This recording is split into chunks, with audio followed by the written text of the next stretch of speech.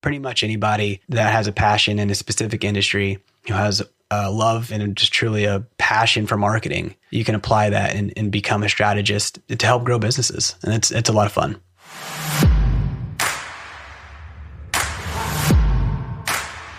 Hello, friends. Welcome to the Millionaire University podcast. I'm Brian Guerin, back with you, bringing you another banger of an episode today.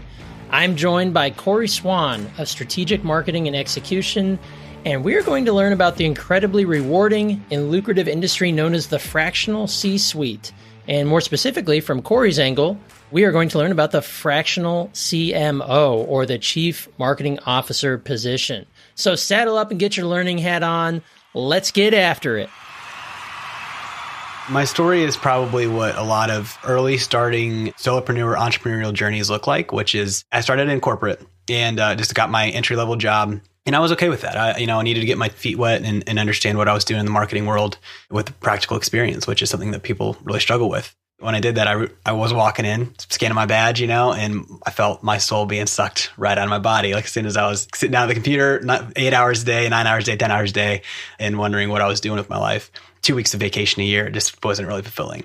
Then I jumped to an agency, and man, that was volatile. And not all agencies are, but that one was, and it was really toxic, very political, and it was very, very interesting. And then I failed on my own, which was kind of cool, as I learned so much from that and tried to jump into being a tactical execution person for small businesses, had no idea how much to charge, had no idea what to do. And I see this happening all the time in different groups I'm in now.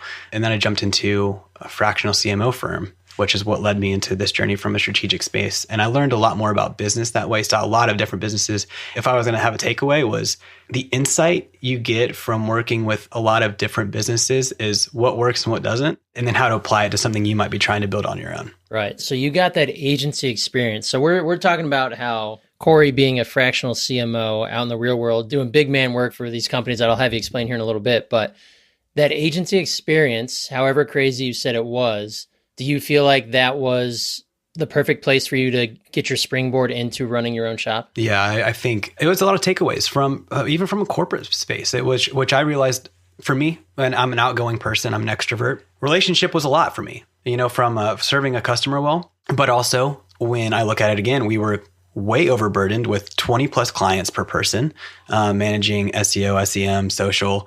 That was a lot. To give everybody an equal amount was really, and people who are really organized and really run a solid operation. As a entry-level marketing person, I was not me. I was the project management side was a completely different side than the tactical work side. And that was really difficult to juggle. But also, again, from learning what you're good and what you're not at, and then where to delegate that work was really big for me too. Okay, awesome. And then did you say you worked at a CMO firm, or you started your firm? Yeah, so worked at a CMO firm, got to learn from a handful of different fractional CMOs, and it really helped catapult me into understanding, again, same thing, saw what good ones did really well, latched onto those things and really took quite a bit of notes and had a really good relationship with them. And then the things that weren't as good and the relationships that didn't work out as well from that firm with the client relationship, what to avoid. Normally, just some off the top, which was good communication, over communication versus lack of communication, execution and accountability, roles and responsibilities are the big takeaways there. We're diving into the world of fractional CMO. So for those who don't know, that's a fractional Chief Marketing Officer. So Corey, you've been doing this for a few years now. And I think when I started learning what the fractional space was, whether it's in marketing or sales or operations, there's fractional for everything. Can you give us like a high level overview of what a fractional CMO is, or what that fractional position, even if it's not just CMO, what does that look like? Introduce that to our audience.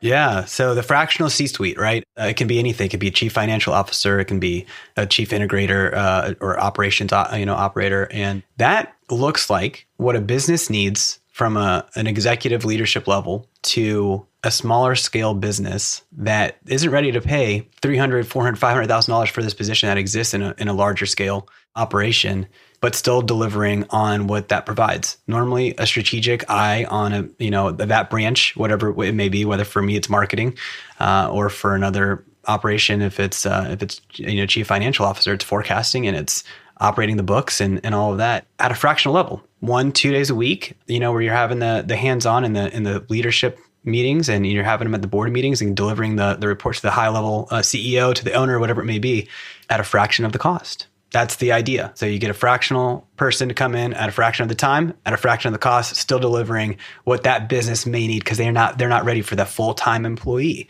Maybe they are, and it's an interim engagement, but for the most part, that's where that fractional really plays well. Well, first of all, every business needs somebody who's in charge of their marketing. Not every business has that. In fact, many don't.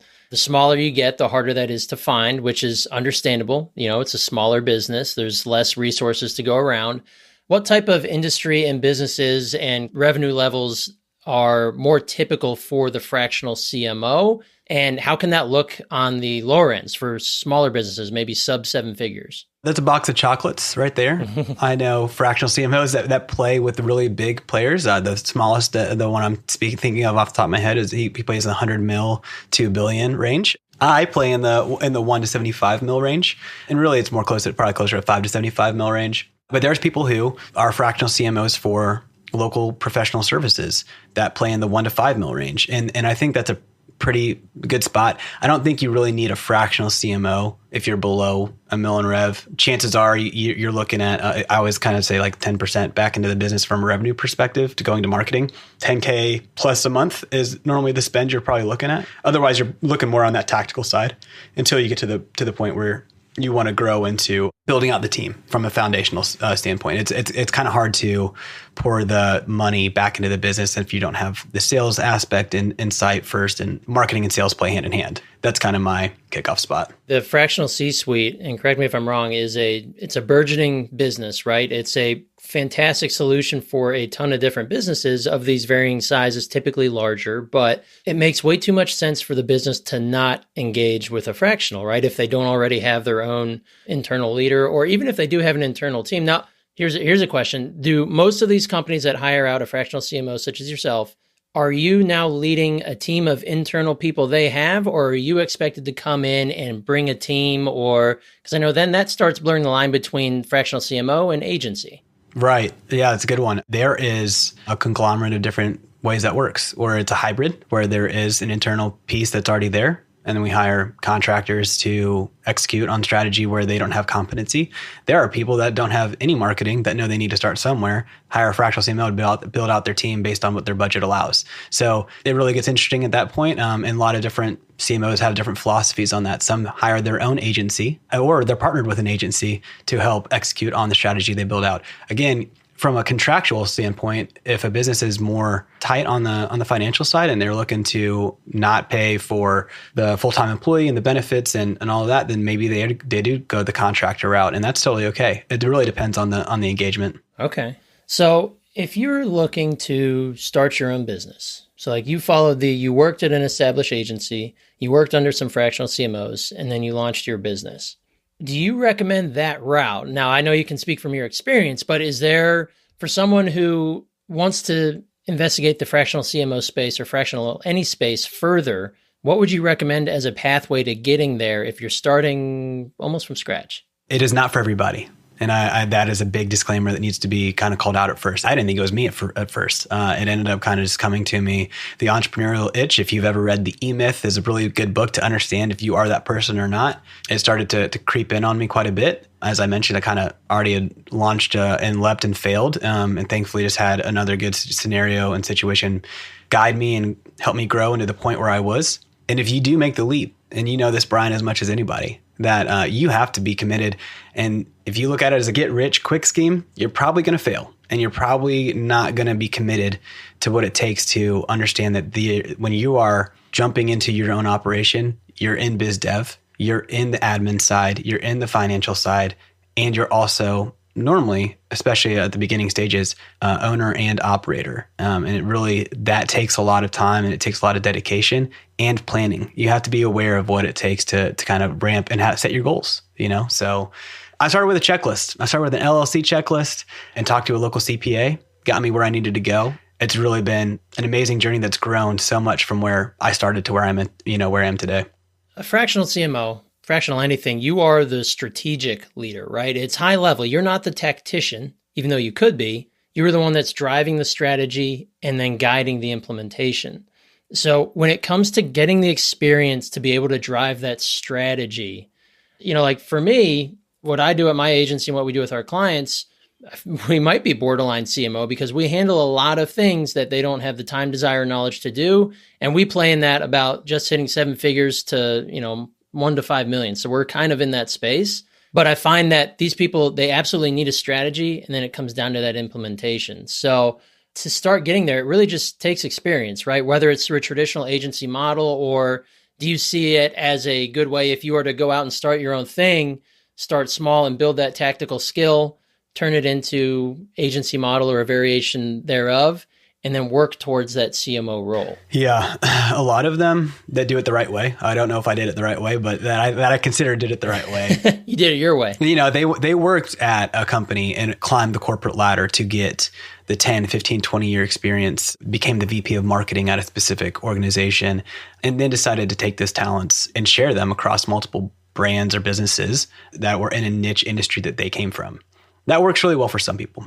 For me, I just got lucky to work for a business that operated in the fractional space and was able to apply my knowledge that way. There's not a ton of businesses that offer that. I mean, you could become a project manager or a marketing manager at a business that has a fractional model, and then you learn from the strategic guidance of the people that are above you, as is all things. You have a mentor, you have a coach inside the organization that helps grow you into that, if that is your goal. And you have to understand whether or not that is your goal. There's a guy named Clay Travis. He's a big political slash sports commentator. And he always talked about looking at your boss's boss and deciding if that's what you wanted to do. And if you saw them being miserable and making that your mindset is to understand, if I don't want to do that, make that decision now and either change career paths or, jump into something new. And so it's really interesting that's always been my perspective is to understand that piece. What's the day in the life of a fractional CMO like? Can you give us an example? Yeah, sure. I try specifically for me to have client engagements set to specific days. Then you have professional development is normally a weekly item for me. I guess it's not so much on the day-to-day. And then you have the strategy, the accountability, and the execution pieces that you go through. So for me, I use a specific framework that really helps me kind of understand the pulse of what I consider each of my clients going through. And it's we have rocks on a quarterly basis, keeping a good healthy check on those, and then the tasks that are associated with each of those rocks, and making sure that cadence and execution is being done well. So it's a lot of checking in with vendors, with internal team members, and providing help and guidance where needed. Okay. You work for these customers, you serve these clients, certain amount of hours per week. So for one client, is it dependent on how much they want to contract you for? Or is it, hey, my package is you get 5 hours a week, here's what it costs, and then we run with it? Or is it totally case dependent? So yeah, we definitely have package pricing. And I think that varies again from the level of the client that you work with. Then you have to definitely adhere to what your target market looks like. And it also depends on the packages that you want to offer to different clients. So that can range from half a day to a 2-day engagement per week, obviously scaling on that time.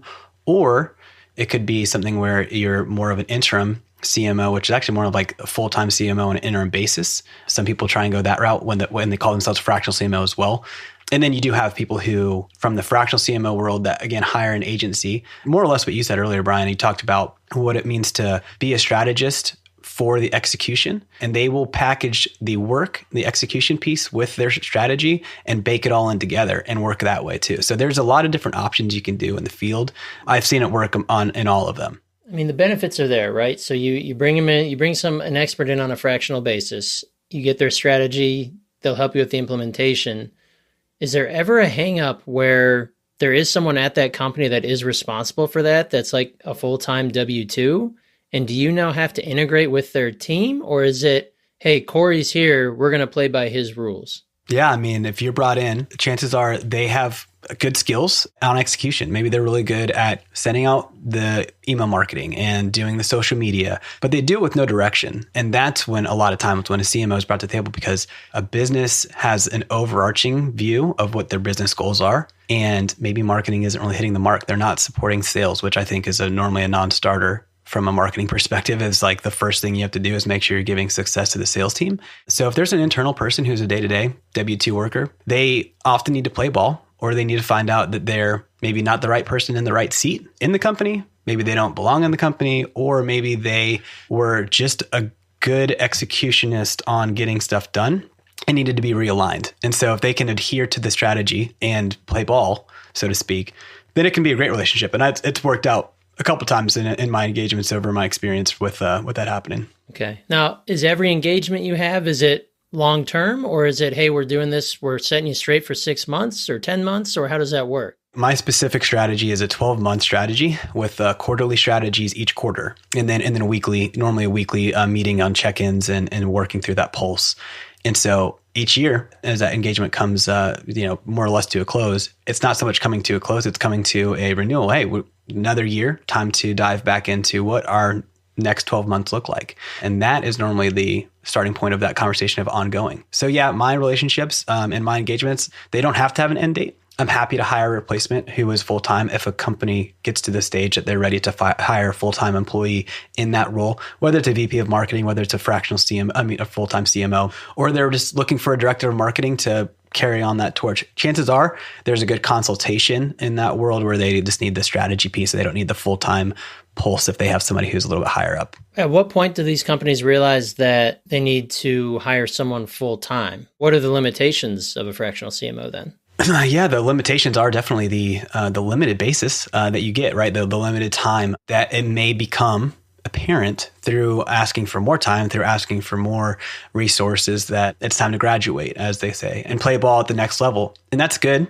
It's a good thing. That means you're scaling at a really good pace. And it's really important to identify that, because when you've established yourself as a brand, the strategies can almost build themselves as you start to expand into deeper relationship with your client, your customer base, whether it looks like account-based marketing, really targeted and segmented intentional marketing pieces. That's where it gets really, really fun. But a lot of times it takes a little bit more hands-on experience with that too. Okay. And then does it matter if these businesses are B2B versus B2C, or does fractional CMO have a role in either type of company? It matters in the engagement with the leader, the fractional CMO that you're hiring. So yeah, you definitely want to play in a field where they have experience. If it's e-com or if it's SaaS, healthcare, those are really specific niches. You probably want to get involved with a fractional CMO or marketing leader who has that background. You don't want to necessarily hire a B2B fractional CMO to run an e-com business. That could get pretty messy because it's a lot more of a different engagement.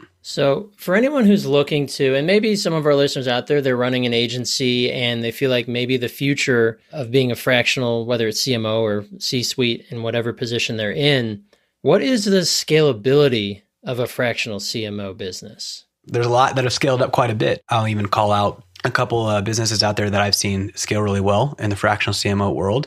So there's a company out there called Authentic Brand. They're a really big inspiration for me in terms of the way that they go about their operations. And they are a fractional CMO firm based out of Minneapolis. They're scaling. They do a great job scaling. They hire experienced fractional CMOs and they pair them with good fits for their clients. And they cover a lot of different niches, which is a really powerful play that they have. So that's a big scale. And I also think from a smaller level, if you wanted to be more in the solopreneur world, scaling to your personal bandwidth is probably something that will end up happening. And then you can hire strategists to do some of the strategy pieces as long as it has your fingerprints on it upon delivery.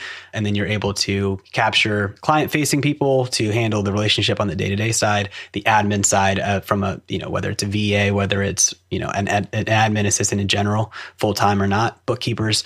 Those are the things that you can kind of clear up your time with. But eventually you'll probably have to hire either more fractional CMOs on a contractual basis or scale to something like Authentic, where you have the full-blown business hiring fractional CMOs that prefer that role. So if you were to scale, and scaling using your business as an example, would scaling that for you, would that mean that you're bringing on another guy or gal who is very close to wants to be a fractional CMO, and then now Corey has two experts that are on his staff that can go support double the amount of business? Or is it more so, again, I'm thinking, I'm an agency owner, I'm thinking in the agency terms where, well, now Corey's just building a team, but they might not necessarily be the fractional CMO. Sure. No, that's right. That would be the exact model was the first one, which is hiring the directors of marketing who are ready to take the leap into the purely strategic role because the director of marketing is still very much playing the marketing manager, team leader, accountability piece, but they're not fully strategic. And that's where that jump is often led. And yeah, so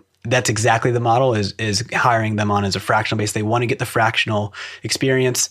They don't know where to start. So starting with a solopreneur agency, model that wants to offer fractional CMO services, that's where that play comes in for sure.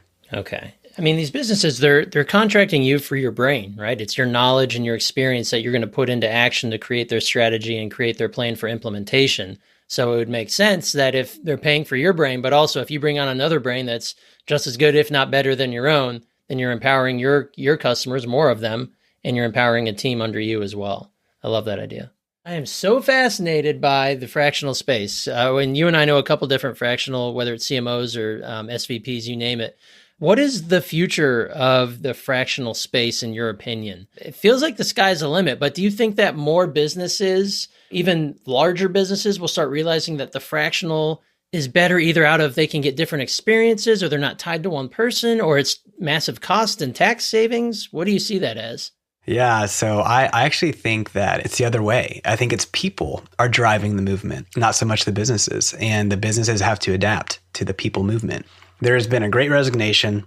There have been massive tech layoffs in the last few years. And that's really opened the field to, I think, the fractional CMO title on LinkedIn. I believe the stat that I saw was 800 to 8,000. Over the last few years. So that's a very large growing market. And I think sometimes people mislabel. I've seen people who are LinkedIn experts call themselves fractional CMOs. I don't think that really is their correct title. LinkedIn expert was a lot closer than fractional CMO. But I see so many different fractional groups in networking and in collaborative efforts popping up. And so for me, that just tells me that the field is growing. And that also means that businesses are becoming more comfortable hiring in those spaces. And, if they were already hiring agencies, which has been around for a little bit longer than I think the fractional CMO term has and across other fractional worlds, they've already been purchasing in fractional. But now this title is really kind of hitting the ground and running truly. So the question that I feel like, that I always have, because I'm always trying to build my business.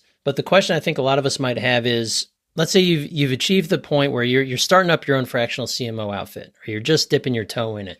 How do you go about finding the right clients for you? Whether, tactically finding them, but also defining who it is that you as the fractional CMO want to work with if you don't know already? It's a great question. And actually one I've thought about a lot recently, and it's to say yes early to things that may not be. Is to say yes to pretty much anything. You're in those biz dev conversations, you're trying to close a sale and it comes down to money, especially when you're first starting off, you're trying to get the experience. The experience is worth more than the money. And then you can sell that experience in the growth that you go through there into the next client after that. And you learn through growth and through hardships, through clients lost, through opportunities lost, through relationships. More than anything, value alignment is a huge one for me. If a company's values are aligned with my values or close, it's going to be a good fit. And then from there, it's what experience do you have? Do you have experience in e-com? Do you have experience in a specific industry, in professional services, in HVAC, in healthcare? And if you can apply that and provide value to businesses in that space, the business comes because of the value that you can provide. How did you find your first client when you first set out as a fractional CMO? Referral. Having a good referral network is one of the most valuable things you can build. It's really difficult early when you're networking with 1 million people at a time. But when you find the people who can provide you the quality leads that you're looking for, the people that you've identified as your target market, then the biggest thing you can do is not to expand that list as big as it can be, but find the ones that are truly the people in the same space who talk to a lot of different people that are in your target market and expand on your relationship with them. That may look like 10, it may look like 30, it may look like 50 people instead of what people end up doing, which is meeting with 150, 200 people a year, trying to figure out where their leads can come from. And they have a 15-minute conversation or 30-minute conversation with them and follow up with them a year later and say, oh, do you got any leads for me? That's never going to work. So understanding that piece is the biggest piece. So referral relationships. And I'm a big go-giver, that's a book by Bob Berg. It's an incredible book. When those opportunities present themselves they're not a good fit for me, but I know somebody who can execute that really well for you, whether that's in sales or in some other department, offering those for free is amazing how much will come back to you in tenfold. Oh, yeah, we could talk about that for days. I mean, give before you get, provide value before expecting or anything on the back end. Go Giver's a fantastic book. Check that out for sure. But just the fact that when you change that mindset, and I've been doing that the last few years of just like, who cares what I need? How can I help you? Right? Then it comes back to you in spades, whether it's in new business or new connections. Typically, it's in new connections that are more aligned to what you have or need, right?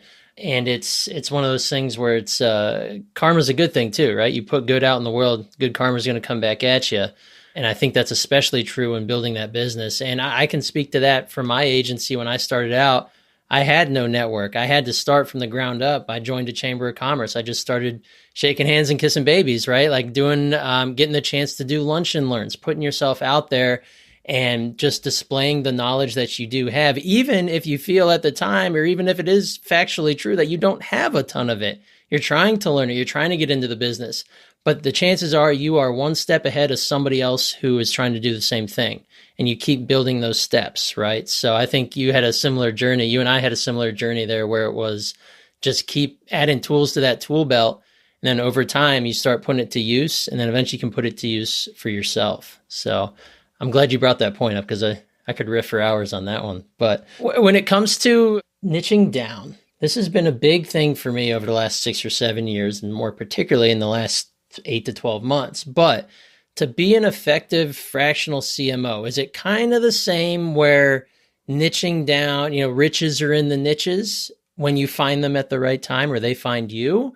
Or is it more so you can be a very, very successful fractional CMO being industry agnostic? What if I said both? Because I truly do believe in the power of a strong sub niche. If you are really deep and great in automotive, then dive in. You know the industry, you can speak to it, you can grow it. And especially if you have a passion for it.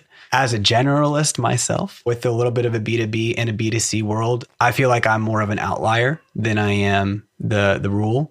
There are a lot of successful CMOs that know the power is in the niche. I mean, I know people who are fractional CMOs for nonprofits and that are crushing it. And so there's a spot for pretty much anybody that has a passion in a specific industry, who has love and just truly a passion for marketing. You can apply that and become a strategist to help grow businesses. And it's a lot of fun. Yeah. And I think it goes to show that niches can find you too, right? Like my business literally in just the last 6 to 8, 10 months here has started niching down into helping high ticket home improvement businesses. But I was industry agnostic for 5.5 years, 6 years. The cool thing about that is you get to learn a lot about a bunch of different industries, especially when your skills are transferable. Same as, a fractional CMO, the overarching strategies and ideation might not be that much different between a mid-level manufacturing company and an e-commerce store, right? Like the strategies and ideation might be the same, but now you're gaining experience in a bunch of different areas. And it could be very well that you end up getting hit up by a ton of e-com customers, or, you found a breakthrough that, a really strong strategy that dominates in this market. And then you start getting, the word starts spreading that, hey, Corey's really crushing it in this market. It kind of can find you. So it's one of those things where when I first started out, I was told you got to niche down. Like you just got to do it. You got to get it. That's where the money is. You got to do it. I tried that. I flopped horribly and I opened it up. I'm just like, look, I've got skills. I'll be the yes man for a little bit, even though a lot of competing education says don't be a yes man. But I'm like you, Corey. I said yes to everything I could so that I could get the experience. I was definitely not charging enough. I probably could have charged more, but it didn't matter at the time because I needed that experience to gather more and more proof that my skills exist, that they work, and that we can market it. So I think that I love the fact that you're a fractional CMO that is in the generalist space because there's a ton that can be done there, right? There's a lot of green in that pool that can be made. Yeah, it's really funny. You really hit the nail on the head there.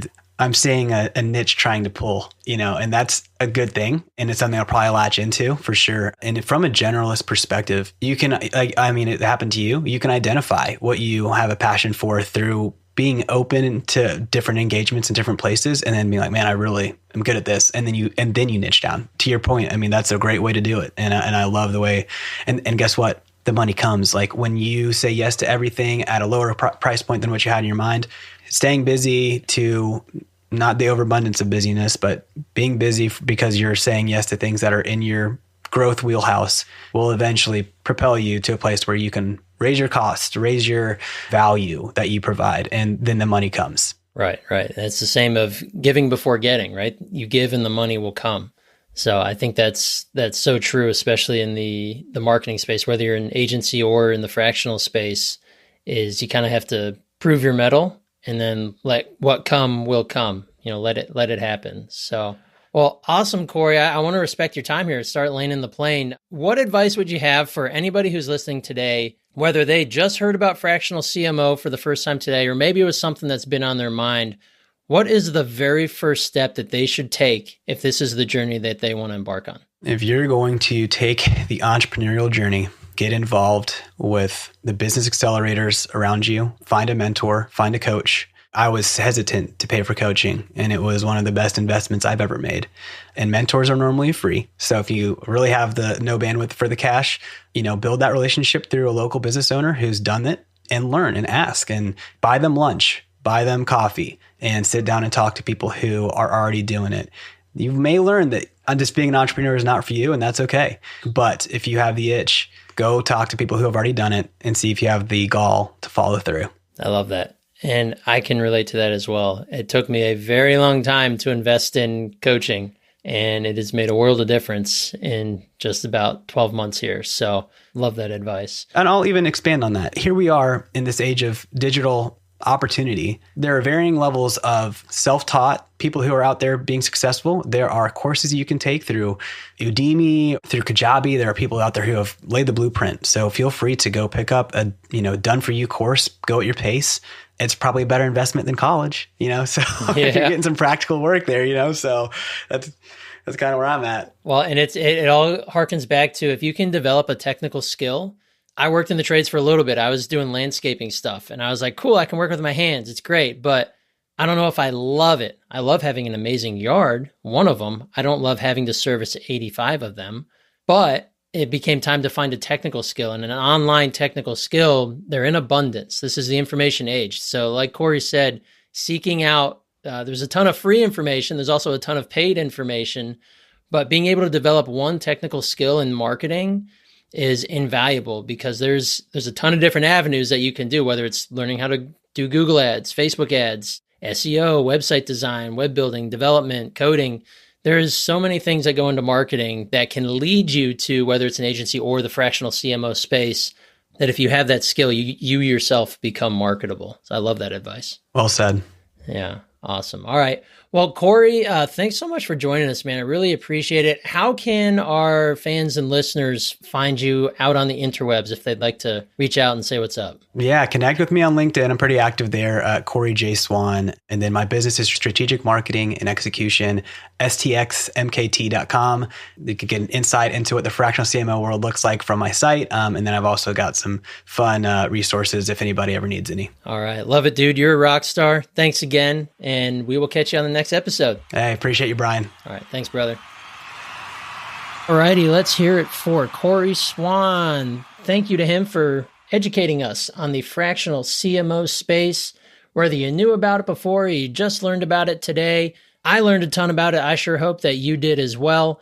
It looks like an awesome type of career path and trajectory for anyone who wants to start and grow their own business, particularly in the marketing space.